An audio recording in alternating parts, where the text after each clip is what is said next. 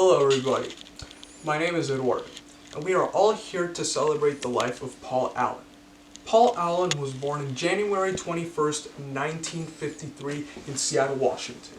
He had two parents growing up, Kenneth Samuel Allen and Edna Fayette Allen. And as you see, his two parents helped him and his sister, Jody Allen, to develop a wide variety of things to do throughout their childhood. They always took them to art galleries, museums, and concerts. And when Paul was around 10 years old, he started developing more interest towards the science field, and because of this, he changed the future for technology. When he was in Lakewood, Seattle, he made a friend with Bill Gates. Paul at the time was 14 years old and Bill Gates was around 12 years old at the time.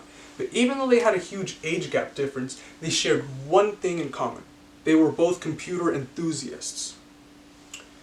Thanks to the Lakeside Teletype terminal, they gathered lots of programming information to do, which then Paul used to get into WSU, Washington State University, only to drop out 2 years later to create Microsoft.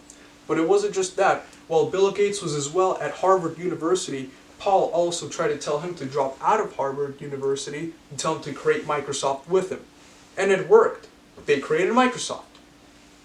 But it wasn't just happiness for the CEO for Microsoft. Paul Allen also had one thing in his life that he didn't enjoy. He didn't have a family to call his own.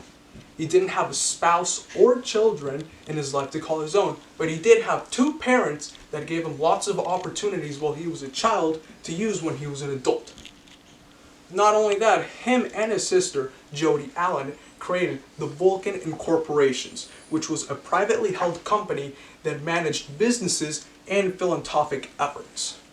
Not only that, he donated millions, and I mean millions of dollars towards Africa to fight off the Ebola virus and to find out the census of the elephant population down in Africa. He created the Allen Institute for Brain and Science Research Team, which had $100 million to its name to answer a simple question. How does the brain work?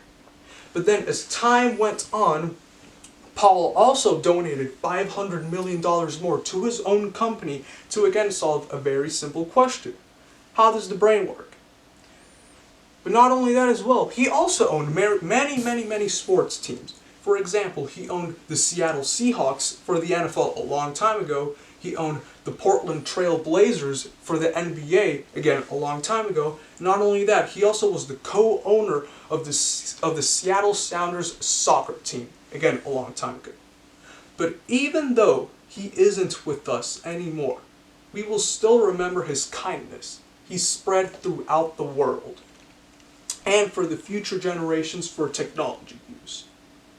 Well, he'll always live in the hearts of other people that he impacted with his technology. And with this, I thank you for listening to me.